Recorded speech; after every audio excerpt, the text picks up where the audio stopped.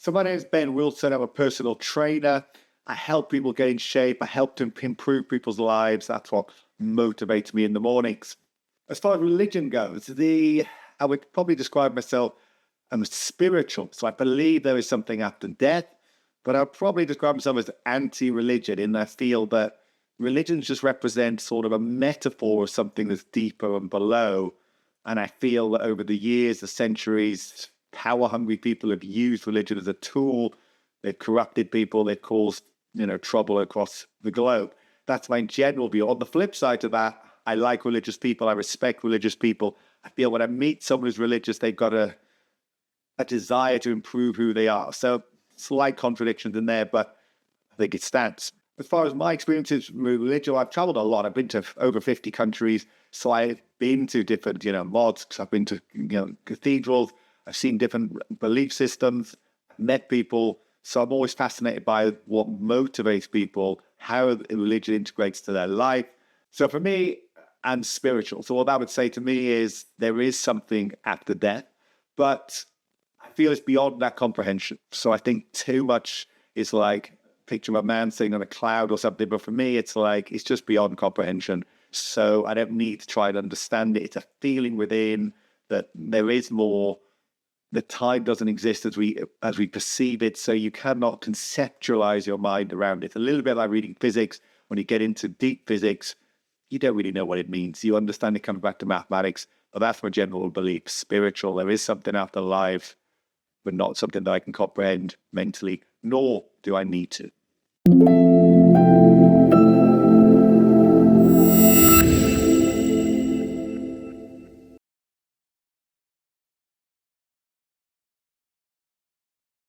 So today I'm going to react to some videos for Islam Reacts. I've never watched them before. I've never really watched anything of scriptures. So I'm interested to see how I feel and what they are covering.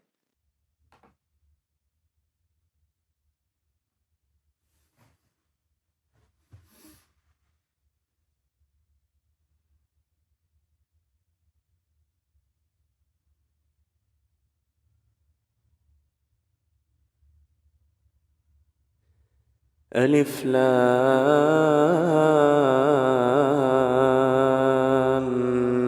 ميم تلك آيات الكتاب الحكيم هدى ورحمة للمحسنين الذين يقيمون الصلاة ويؤتون الزكاة وهم بالآخرة هم يوقنون أولئك على هدى من ربهم وأولئك هم المفلحون ومن الناس من يشتري لهو الحديث ليضل عن سبيل الله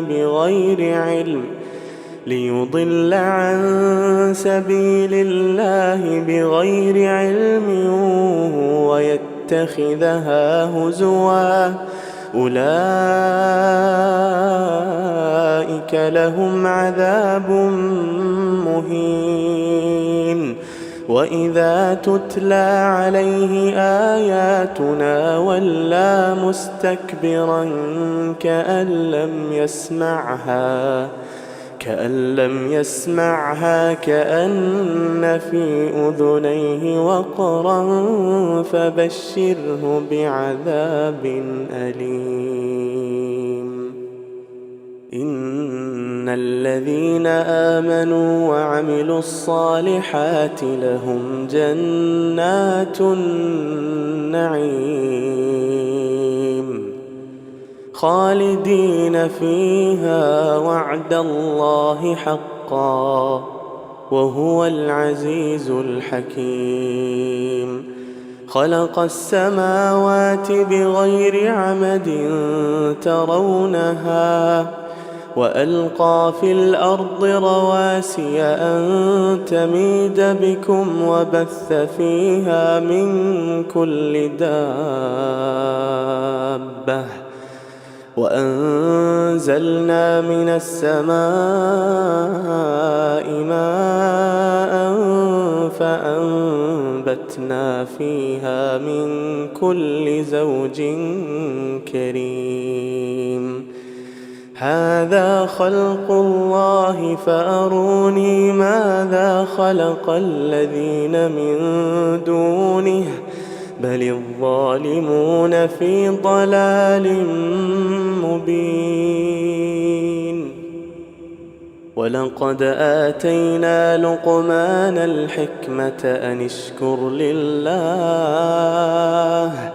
ومن يشكر فإنما يشكر لنفسه ومن كفر فإن الله غني حميد وإذ قال لقمان لابنه وهو يعظه يا بني لا تشرك بالله إن الشرك لظلم عظيم ووصينا الإنسان بوالديه حملته أمه وهنا على وهن وفصاله في عامين أن اشكر لي ولوالديك إلي المصير وإن جاهداك على أن تشرك بي ما ليس لك به علم فلا تطعهما وصاحبهما في الدنيا معروفا واتبع سبيل من أناب إلي ثم إلي مرجعكم فأنبئكم بما كنتم تعملون يا بني إنها إن تك مثقال حبة من خردل فتكن في صخرة أو في السماوات أو في الأرض يأت بها الله إن الله لطيف خبير يا بني أقم الصلاة وأمر بالمعروف وانه عن المنكر واصبر على ما أصابك إن ذلك من عزم الأمور ولا تصعر خدك للناس ولا تمش في الأرض مرحا إن الله لا يحب كل مختال فخور واقصد في مشيك واغضض من صوتك إن أنكر الأصوات لصوت الحمير ألم تروا أن الله سخر لكم ما في السماوات وما في الأرض وأسبغ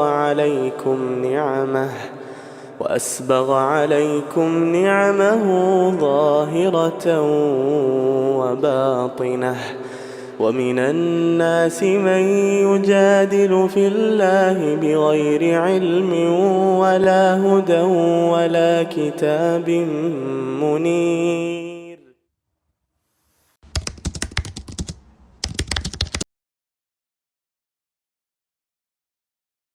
My initial thought of just listening, watching that video was that they really emphasize a lot of, good moral terms, good moral messages that I think all of us should be taking on board. I like the music. I know many times I've been, obviously, to actually understand the words, to actually what you've heard before is, quite refreshing and does give you a nice insight to what is being mentioned.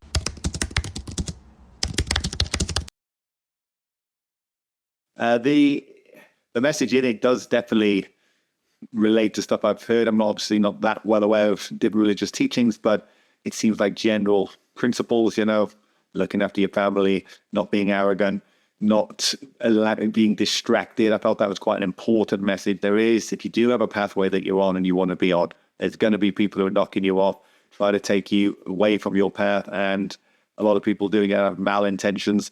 So I think I like that message, saying you need to stay on the thing and not be distracted in a bad path.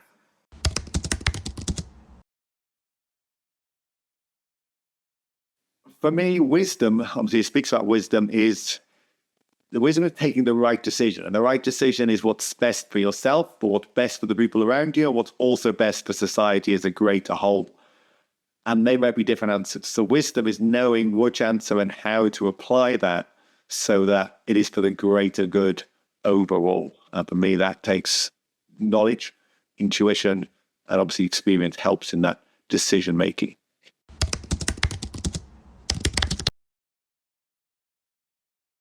Gratitude and patience.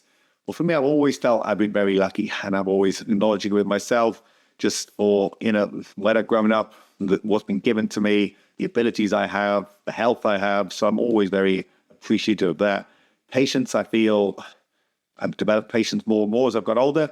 And I definitely feel stuff that's lacking within most people in society. We're a quick fix solution. People got attention spans of 5 seconds. We're on TikTok swiping. The more patience you have that and around your goals with my work, people want to get in shape. So they want to lose a few kilos. Well, they want to lose it today. Look, you can lose it in a few weeks. That's quite quick. A few months, definitely that's quick. You can't always do it today. So patience is something that people and myself always should be working upon.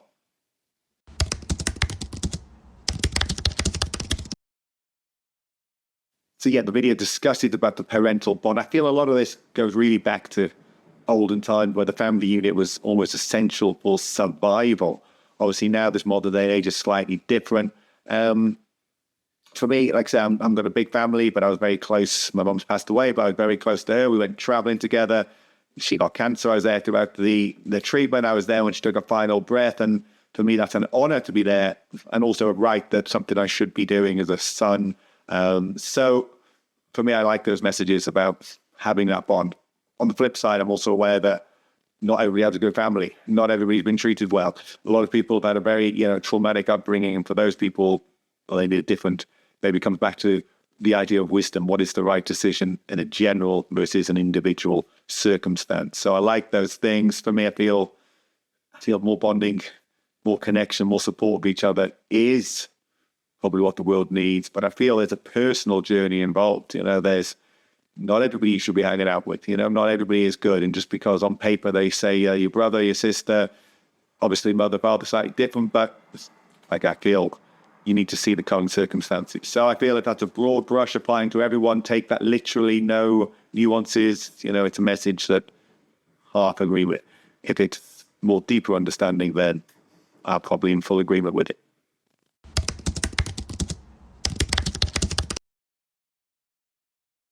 I like the message of humility and arrogance, especially the arrogance about being distracted, chasing false gods is what they're implying from the message. I think that's important. Obviously, my work is helping people get in shape, helping people get fitter. And yeah, I think people don't have the humility. They think they're doing a lot already. It's not a criticism. They think they're doing loads. They think they're putting all their effort in. And the reality is they're just scratching the surface. People then blame results on something that's out of their control when the reality is they're just not quite where they need to be. They think they're doing enough. They're being a bit arrogant about the situation. And when they come into it, then you see. So I think, yes, if I was getting in shape, improving your health, that's an important element. In sports themselves, well, depends on me, arrogance and confidence are often separating the two. I think a lot of the very arrogant people underneath, if they're putting in the work, then they're not quite. Being truly arrogant is to say you're the best and not put in the work. But if you say you're the best, put in the work, and you are the best, then that's just somebody's interpretation of your confidence.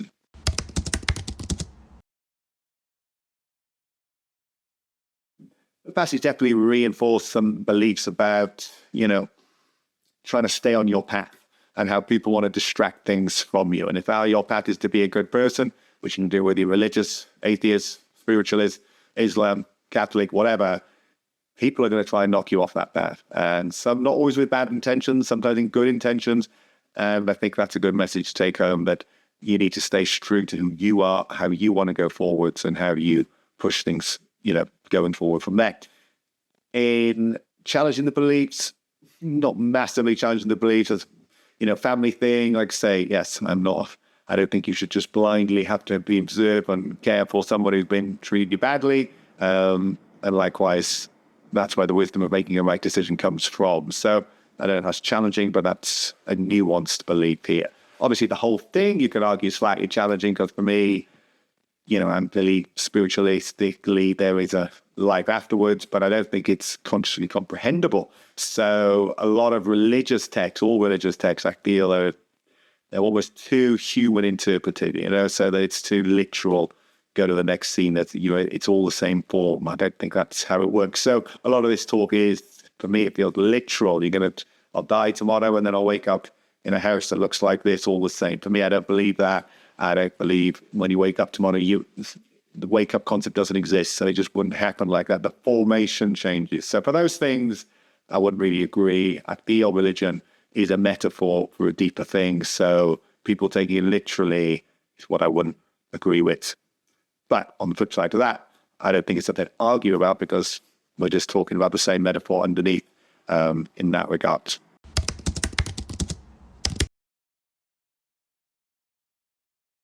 I'd probably say it's just more what can I do to stay on my path. There's a lot of distraction. Not all with people. Often it's your telephone, it's a TikTok, it's a video, it's this.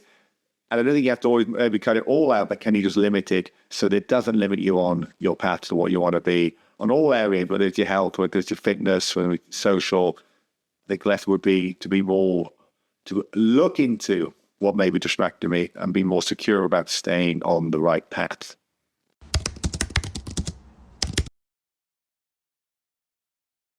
For me, I think the question, whenever I speak to a religious person, is just how do they balance the literal meaning of religion, the literal meaning written 2,000 years ago versus today, and then actually how do they apply it in the real world? That's the question I feel. That's how do you go with the ethics and morals into the world in the way you live day to day? That's the sort of question. So this sort of thing, I'd be interested to know, how do you interpret family? How do you deal with family that is difficult? You know what I'm saying? How do you interpret staying on the right path? What is what is arrogance to you?